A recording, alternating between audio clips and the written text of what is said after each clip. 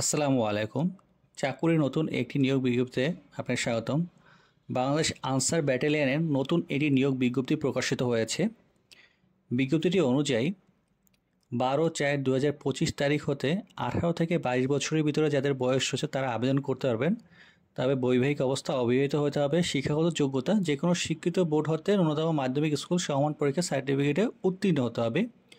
উচ্চতা 5 ফিট 6 ইঞ্চি, ক্ষুদ্র নিগোষ্ঠী হয়ে থাকলে 5 ফিট 4 ইঞ্চি, ওজন 49 কেজি, ক্ষুদ্র নিগোষ্ঠীর ক্ষেত্রে 47 কেজি, বুকের মাপ 32 থেকে 34 ইঞ্চি, ক্ষুদ্র নিগোষ্ঠীর ক্ষেত্রে 30 থেকে 32 ইঞ্চি, চোখের দৃষ্টি 6/6 হতে হবে এবং সকল জেলা থেকে সিপাহী পদে পুরুষ প্রার্থীগণ আবেদন করতে পারবেন এবং এটি আবেদনের জন্য www.ansarvd.com বিডি এর মাধ্যমে আবেদন করতে পারবেন এবং আবেদন শুরু হয়েছে 24 মার্চ 2025 তারিখ হতে এবং আবেদনের শেষ তারিখ হচ্ছে 12 এপ্রিল 2025 তারিখ পর্যন্ত আপনারা আবেদন করতে পারবেন।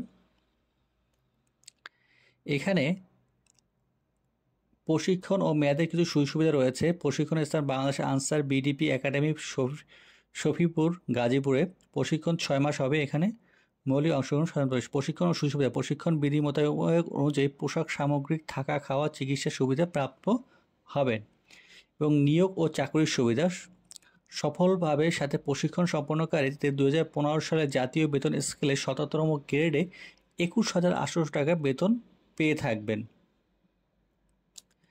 এবং শিক্ষানবিশ বিষয়ে যোগদানের তারিখ হয়ে 2 বছর সন্তোষজনক চাকরি পূর্ণ হলে তাই সিপাহীকে স্থায়ী পদে করা হয়ে থাকবে এবং এখানে আরও কিছু বিষয় উল্লেখ করে দিয়েছে। যদি আপনি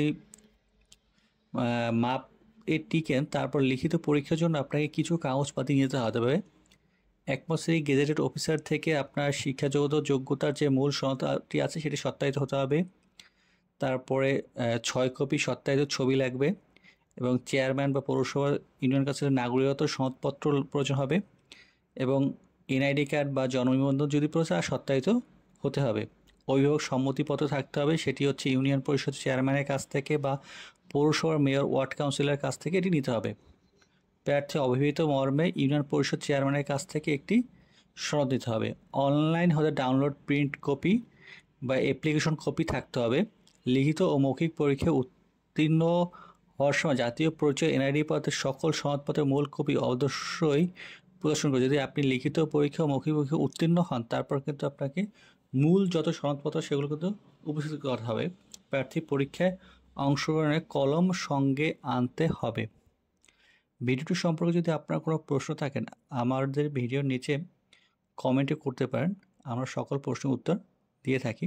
ভিডিওটি যদি ভালো লেগে থাকে অবশ্যই লাইক অ্যান্ড সাবস্ক্রাইব করে আমাদের পাশে থাকবেন। ধন্যবাদ।